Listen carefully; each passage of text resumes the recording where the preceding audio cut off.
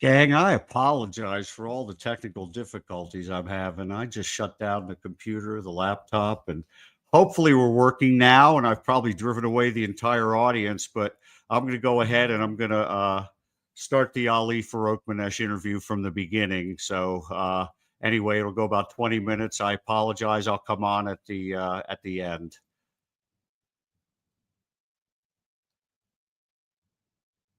All right. I am here with associate head coach of Colorado State men's basketball team, Ali Farokhmanesh. Ali, how are you tonight? I'm doing well, Steve. Daylight savings was a little tough on the Farokhmanesh family. My son just realized he gets an hour less of sleep, so he's a little upset tonight. But we made it through Sunday fine. Yeah, it's kind of funny. My wife and I walked the dog after dinner, and at 6:30, and it was still light, and it just felt weird. Did you at least get a chance to enjoy the good weather today with your family? I did a little bit towards the end of the day, but I actually had basketball tournaments that I had to go to for my son, so it doesn't stop.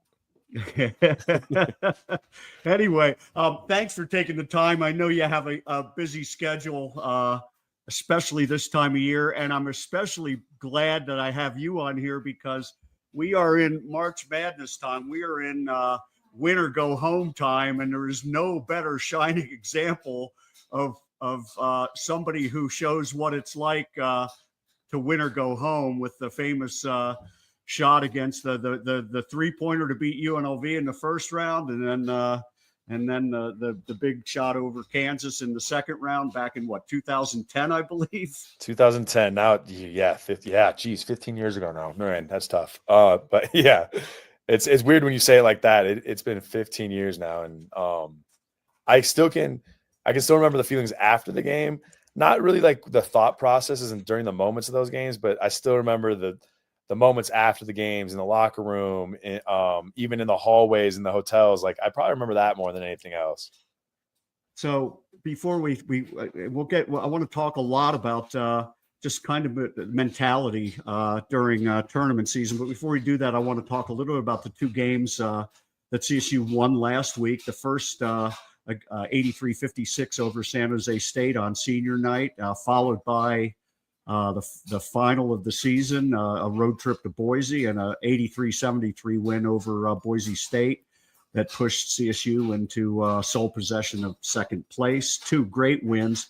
I wanted to talk about that senior night game. Of course, it was with close friend Tim Miles, right? And you didn't you start as a graduate assistant with Tim? I did. So my first 3 years in coaching were actually with Tim at Nebraska. So yeah, it was a personal game for a lot of people, especially at CSU in general, but obviously very personal for me, Joe Deciman even, and of course Nico. Yeah, it was. I didn't get. I waved at Tim before the game. I managed to get his attention, but I tried to talk to him after the game, and he. I had to get home to do my post game show, and he didn't come out in time. They didn't have a radio team to do a radio interview with, so I missed him. But I wanted to talk to you. You know, senior night. Think back to. I always wondered, is it? It's got to be a different kind of emotion playing your last game in front of the home crowd. Think back to 15 years ago for you. Do you remember much about your senior night at Northern Iowa? I cried. But I'll cry just about anything. And I was worried I was going to cry. I would have cried had I had to be in Nico's spot in the middle and like hug the parents and everybody. 100%, I was going to cry. I knew I would. I would have. Luckily, like they stand the assistants way out of the way, so I was good. But yeah, my senior night, we had to talk on the microphone after the game to the whole crowd. I think that might be a tradition that I think we might have to add in some way, because I think that adds a different connection for the group and gives them an opportunity to speak in front of everybody. And I think that would be something that it would be fun to do something like that going forward for our senior nights as well. But yeah, no, it's always emotional. It's hard, especially when you've been somewhere for a long time, or you've just given that much to a school. Like even these 1-year guys, like Bone Bourne's, his skin's all over the floor at Moby and blood too. So these guys have given so much to this program, even in just a year. So it's emotional for not only them, the fans. It's hard. And I think that you could tell it had some effect on us to start that game against San Jose for sure. Was it tough on you when you played that game? I mean, did you feel differently?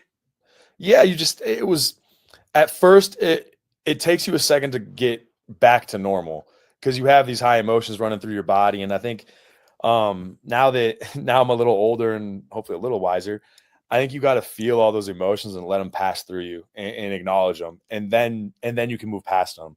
But sometimes if we just bottle them up and we don't it's okay to feel sad about it. It's okay because that means you really enjoyed your experience here and that you did something that was great. That's the only things I miss in life.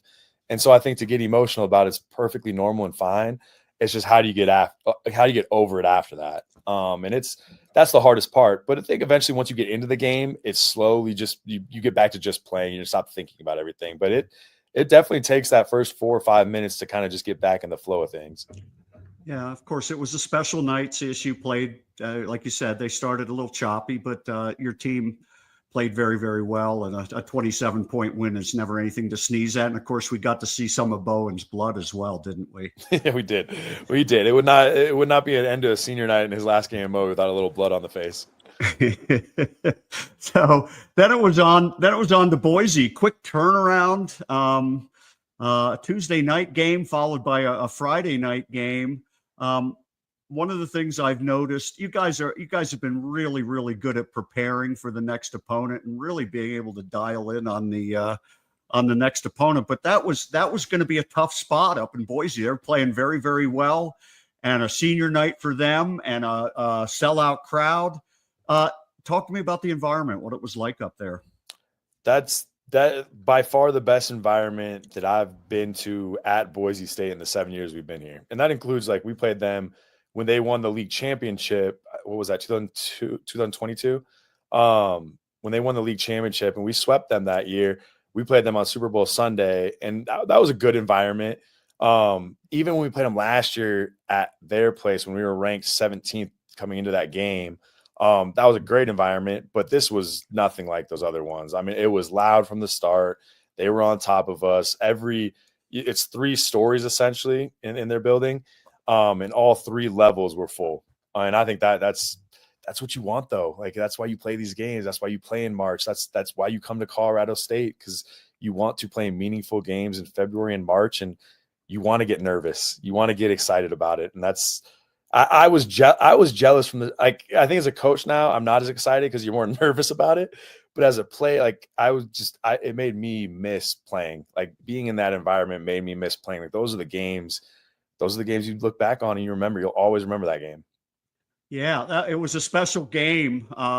Boise, like I said, playing very well. Yeah. You looked at the advanced analytics. They were the top home team in the Mountain West in terms of the analytics. So very, very good team at home.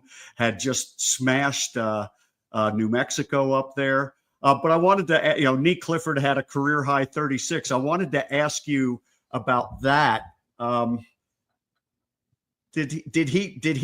Was he feeling anything before the game, or did you guys get any sense as a coaching staff that he was going to explode like that, or is it just something that happened during the game?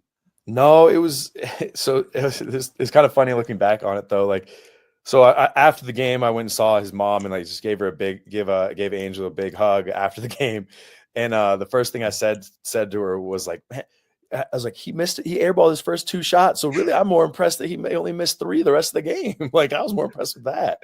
So one of the best performances I've ever seen. And we've been lucky enough, you remember these, Steve.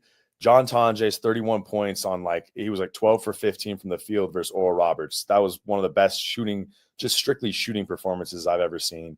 David Roddy in the Virgin Islands going back to back with Bradley. I think he dropped 32 and then 36 versus Creighton. Probably one of the best 2-game stretches I'll ever see. Then Isaiah at UNLV, one of the best performances I'll ever see on the road. And then you back this one up with Neek. I feel blessed to have been able to coach for those dudes, but also to witness them do that in a game when we needed wins. The Oral Roberts game, it was whatever it was, a 30-point game. But at the time they were coming off a Sweet 16, and so it was a game. And at halftime it was only a 4-point game. So it's Neek's performance is right up there with all of them. But for what was at stake and on the line for that game, it probably means that much more. And the funny part too, Steve, before the game, I sent him these little messages before the game, and it was a TikTok of, and he's got the Joker tattoo on his forearm, right? That's kind of been his mantra since he's got here. Is he puts his mask on as the Joker. And so before the game, I sent him this little video of the Joker talking about, well, let's put on a show for him tonight to make him never forget me. And that was the whole thing about it. And then it was just ironic that he literally put on a show, and I don't think people are going to forget him in Boise. They definitely won't forget it. The reason I asked if he felt something before, going way back, a good friend, Dorian Green, had a game at UNC his junior year where he had 36 points. He shot 8 for 10 from 3-point range. And that was the famous game when I talked to Tim after the game, and he said, Dorian came up to me before the game, said, Coach, I'm on fire. I can't miss. He announced it before the game. And you know what? He was on fire and he couldn't miss. But the other thing the game was reminiscent of, there was a game before you got here, 2 years before you got here, Gian Clavel, the year he won the Player of the Year in the Mountain West, went to San Diego State and scored 37. It was his career high, and scored the most ridiculous layup at the end of the game as he dribbled through. And we were down a point, and San Diego State, this is when Fisher was coaching, knew that Clavel was going to get the ball and wasn't going to do anything other than shoot. And he beat 5 guys end to end to shoot the most ridiculous layup to get his 36th and 37th points and win at the buzzer. But I posted on Twitter on the game Boise against Boise. I said, will Neek's game, will it end up looking a lot like Gian's with a big road win? And it turned out that way. It was a tremendous win. No, it was a great, obviously Neek played phenomenal, but it was fun to see so many guys make key plays and big moments for us. Obviously Neek's 36 points, but I thought there was a lot of guys that made huge plays when we needed them. Jalen Lake had that huge drive when it was a 4-point game. He drove it, turned back off the pivot, finished that one to put us back up 6. Kyan's 3 just before Neek got the and 1-3. That was a huge shot for us. And then obviously Rashawn, and I thought Kroc did a great job. That was a tough matchup for him versus Degenhart. And I thought he did a great job on him, making it hard for him to get catches. And then defensively as a group, I thought that was the most connected that we looked. I don't know if it was the best numbers necessarily from an analytics standpoint, but in terms of connectivity within that group for that game, it was phenomenal. Yeah, I was going to tease you. We had 83 points against San Jose and 83 against Boise State. So the offense was fine, but obviously the defense slipped because you gave up 73 instead of 56, right? Yeah. So yeah, we just yelled at that in the locker room. It was not a good locker room after that Boise win. It's about the process. You guys are falling apart. Hey, so let's switch gears. You finished 16-4. You earned the number 2 seed. And now you're getting ready to head out to Vegas for one and done season, Mountain West tournament. You open Thursday night, 6:00 Vegas time, 7:00 Mountain time, against the winner of Nevada against Fresno State. And I just wanted to talk to you, philosophically, how do you prepare? At what point do you prepare for one team versus the other? Do you prepare for both prior to, or do you wait till Wednesday? And then what does that preparation look like? You got to do a little of both without telling your guys that you're preparing for anybody. I think still you're preparing yourself first. I think that's the number one thing. And Nico's always been good about that. It doesn't matter who we play. We still have to do what we do at our standard, no matter who we're playing. Now, each game is something slightly different. So we'll prepare for both of them in different ways. Obviously, Fresno runs an amoeba zone, so that will look a little different. But you remember, Steve, Nevada had a 3-2 and a 1-3-1 against us the second time around. So we'll be prepared for zones. Then obviously you possibly have a Utah State matchup going forward. So we're kind of lucky in the sense that 3 of the teams that have played zone the most against us are all on the same side of the bracket of us. So we can know we'll have to prepare in some form or fashion for those different zones. And then you got to work on some different sets for each team or specific things that conceptually you'll have to guard. Not necessarily plays, but concepts for each group of teams that will play, that they all will work together, but a little more specific to each team. Now, when do you guys head out on Tuesday? Yep, Tuesday afternoon. Okay, and then I assume you get a chance to shoot at some point in the Thomas and Mack gym. But so the game ends Wednesday night. You know who your opponent is. Do you guys immediately go to work? What kind of stuff happens right after that game so you actually know who your opponent is? So I don't know what time the shoot around is. What we've tried to do in the past is actually not do the shoot around at Thomas and Mack, and you'll just shoot or whatever. Then actually go to a gym, like a high school gym, and kind of do your preparation there. And because you don't want to do it in the morning because there's no point. The game's not over yet. So if we can, hopefully we can get a space to go in the afternoon after that game's done. Their game's at 1:30. So that we'll know what we want to do going into that practice on Wednesday afternoon and then go from there. But yeah, it's that's the hardest part about these tournaments, and especially it's the bad thing about being the 4-5 is you're playing a pretty dang good team in the 4-5, but you know who you're playing. In these matchups, it's hard sometimes when, like last year, for example, Nevada was the 2 seed and we were the 7 seed. So you were preparing for San Jose or Colorado State as Nevada, and that does present a challenge. Yeah, so it's not just the challenge, but then you immediately, let's assume we win Thursday. Then you got to wait to find out your opponent for Friday because the game comes after you, and it's Utah State against UNLV, and there's no way you can guess who's going to win that game, right? It's tough. No, that by that point it's you got your base stuff in. You've scouted them twice already. You've played them twice. You generally have a pretty good idea what they're going to do. We're not going to be able to mix up a ton of new stuff. You got to try to do something probably a little different than last game, win or lose the previous game. But at that point, it's your dudes got to be dudes, and you got to put them in the best positions to be successful as possible. And we'll get them ready. Yeah. So you talk about that. You don't do anything necessarily any differently preparing a team for a one and done game versus a regular season game, do you?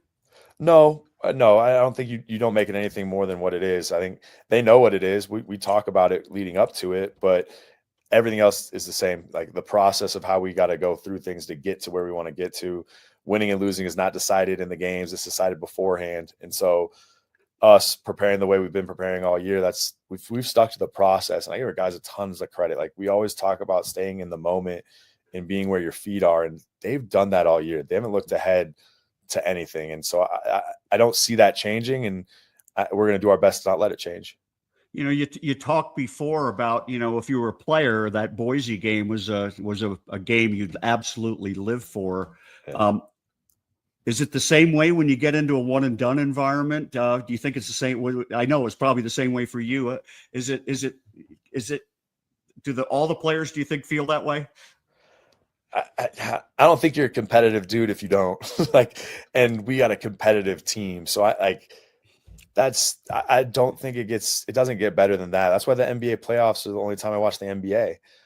It's the competitiveness that it brings out in people. Like that San Jose State game last year was a battle, and we beat them at home by 20 the first time. Yeah. And so, I don't care who we're playing in that first game, whether it's Fresno or it's Nevada, it's going to be a war. And that's what you want. Like, I want to see, is your best as good as my best?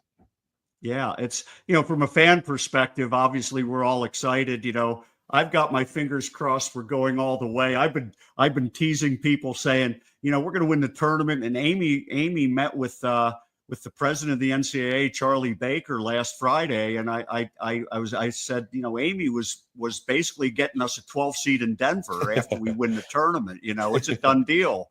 But so having fun with it. But obviously, we're on the edge of our seats. We can't wait because we're so excited about the way the team's been playing, and I know you guys are too. Yeah, so if we don't get in, it's really Amy's fault for not getting it done for us. This isn't about Nico or Neek. This is about Amy now. So before I let you go, I wanted to bring up one thing. I went out and looked. I was looking at some numbers yesterday prior to the Utah State Air Force game, and at that point in conference play, your Colorado State Rams were number one in the Mountain West in 2-point field goal percentage, number one in 3-point field goal percentage, and number 1 in free throw percentage, all 3 major shooting categories. Utah State, a walk-on, made a 3-point shot with 42 seconds to go yesterday that moved them ahead of you on the 3-point thing. So you finished second there. You would have been the 3rd team ever in the Mountain West to be first in those 3 categories. I looked it up. The first was Utah, 2009. The second was New Mexico in 2018. You guys were 42 seconds away from making history. Jeez, I blame Neek. Neek didn't make that first 3 shot against Boise. He didn't make it. So really it's Neek's fault. Like, cancel that whole best game ever thing. Like, now we finished second. Yeah, it's not like you didn't have 300 or so opportunities during the course of a season to make one more. But I just laughed because the kid was a walk-on, and I think he took one against you guys on last Saturday, but and missed. But he made this one, and so it took something away from you. It is crazy though, Steve. Like when you look at it, like our numbers coming into conference, if you looked at what we were shooting non-conference wise, and like I would have never guessed we were going to be number 1 in any of those categories. And even early on, like the reason why we lost the Riverside game is you go 1 for 4 down the stretch from free throws. Like I remember being concerned about our free throws, and then we are the number 1 team in the conference in free throw shooting percentage now. Yeah. And I think that has to do with your team growing in their own. It's not just basketball; it's their confidence and belief, and all those factors that lead to you feeling better about yourself and your game. You have to kind of go through those experiences to get it, and I'm glad it happened. I'm not going to say I believed it was going to happen the whole time, but it's cool to see that maturation of just from that perspective of the growth. Yeah, and from a fan perspective, it's we love the coaching staff. We know how hard you guys work to help them get better, but ultimately the players got to figure out a way to make it happen. And this has been a great group in terms of their work ethic and in terms of their focus of getting better day after day after day. And that's been the joy. Hey, I'm going to let you go. It's we've taken a little more than 20 minutes. Thanks so much, Ali, for your valuable time. I don't know if I'll be able to stop by. I probably won't see you until after you get back when we celebrate our trip the following week to Denver, right? Hey, just make it to Thursday, Steve. Just make it to Thursday right now. You bet. Well, have a safe trip, Ali, and we'll talk to you. Thanks again. All right, thanks again, Steve.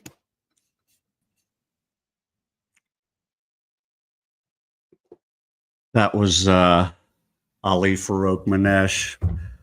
Great interview. Lots and lots of highlights, obviously. But a wonderful example of how well grounded this team and this staff are.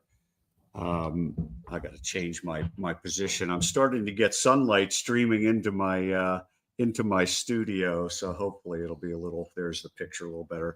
First, I apologize for the technical difficulties. I don't know what was going on. Every once in a while this happens, but I wasn't broadcasting to X, and I wanted to make sure we went not just on YouTube but X. So thanks everybody for sticking with me. If you looked at the opening, if you saw the original opener, you might not have. Most of you missed it. I'm going to bring something up that was kind of fun. I did a poll yesterday. With all the chatter, there's just been so much chatter about all Mountain West Conference teams, and it was a lot of good back and forth, and I don't get hung up on all conference teams. I thought Neek Clifford is a very deserving character for Player of the Year. Donovan Dent's probably going to win it, very deserving as well. But I want to bring up something that I put out on Twitter that was for fun, and it was let's share it here. It was trying to decide the top newcomer with the initials JCJ in the Mountain West.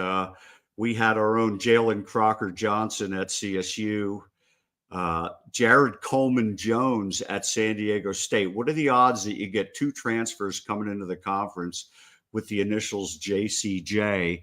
And so, of course, I wanted to know who the best JCJ was, and the overwhelming winner was Jalen Crocker Johnson. Now, realize like any poll, there could be just a little bias built into this poll, given the fact that most of my followers are CSU fans are going to respond with Croc, but I actually think he was better anyway. The objective part of me would say that he was a little bigger contributor. He had scored more points. I think he had more rebounds as well. Than both were starters, though, and both integral parts of teams that have played very, very well. San Diego State in the 4-5 game against Boise State on Thursday. CSU in the 2-7 game against either Nevada or Fresno State. So congratulations to both players. I was just having fun.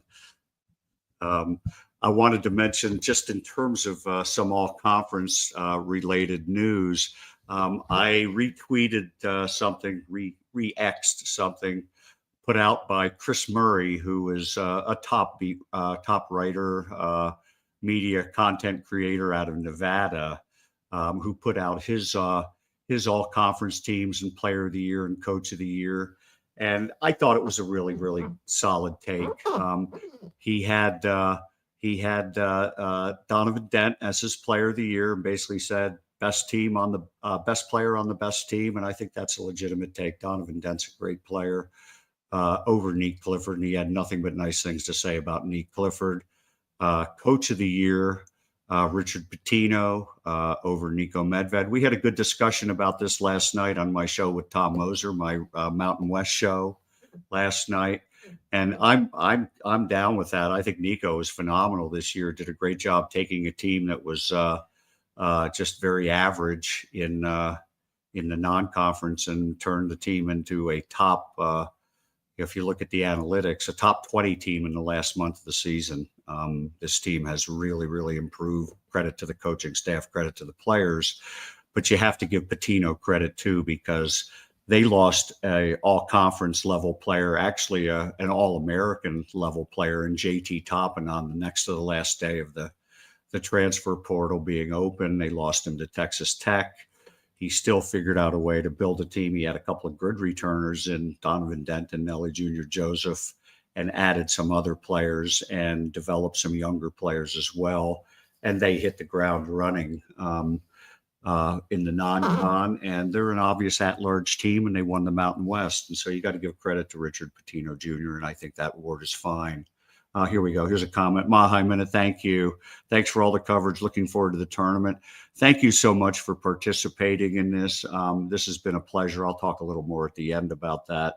But the joy of launching this channel and building this community has really energized me at the advanced stage of 72 now. So I'm having a lot of fun doing it. Thank you so much for being part of an integral part of the community.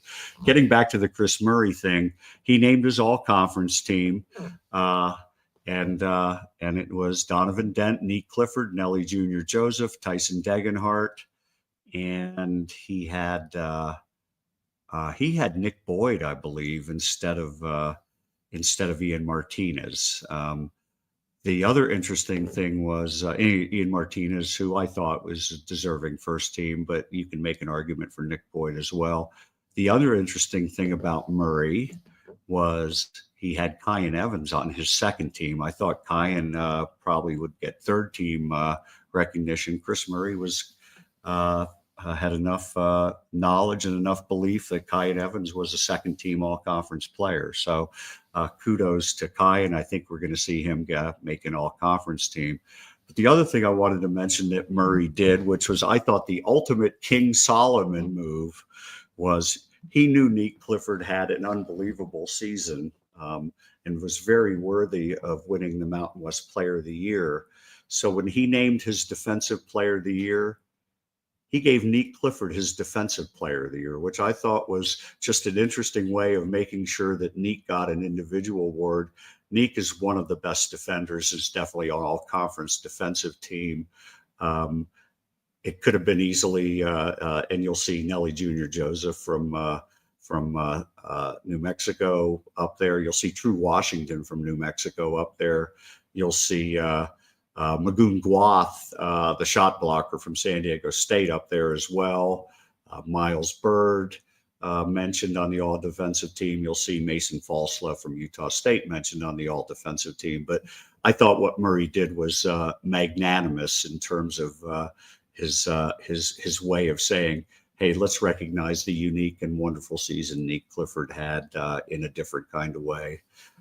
So kudos to him for doing that, and it would be interesting to see how it turns out. Regardless, just a heck of a season for Nick Clifford, and I think the awards, I think they'll be announced tomorrow morning. I think Tuesday morning is when they get their the men's awards announced, and I will not be surprised if it's Donovan Dent and Richard Pitino for the two major awards, and well deserved. New Mexico, it's to the victors to belong the spoils. They were the best team throughout the year, and I have no problem with those two guys winning awards. They were tremendous.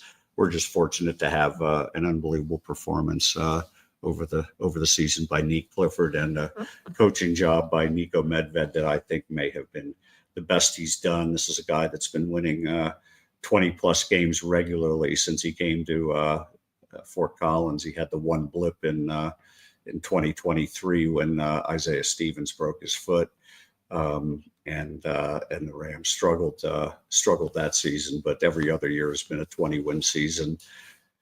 Now we move on to the Mountain West tournament, and just to let you know, I'm not going to Las Vegas. I had thought about it. Was not able to work out media credentials with the Mountain West. For some reason, they don't like me, and that's okay. By next year, this channel will be big enough that they will not be able to deny Tom and I. We have plans. We'll build this channel even bigger for next year, and we will be an irresistible, an immovable force as we head out to Vegas for the final Mountain West Conference tournament of this iteration, before the formation of the Pac-12, before the Mountain West becomes very, very different. And so, but I won't be going this year. The coverage, I will come on. Normally I do a Thursday night Swolapalooza Thursday show. We'll combine my final score show with my Swolapalooza show on Thursday night after the CSU game. We tip off at, I believe, 7 p.m. on Thursday evening. So I'll come on about 9:15 and we'll have some fun. Hopefully we'll be talking about a Ram win. I have to tell you, the Boise State post-game show was as much fun as I've had this year. I had the largest number of people participating live in a CSU post-game show. Thank you, everybody, for bringing the energy, bringing the comments. It was a joy, and hopefully we can do the same on Thursday night. And then if CSU wins, obviously I'll do a show on Friday night as well. It'll be late. We play late on Friday night, and we won't get finished until I want to say 11:30 at night. But I'll come on and do a show.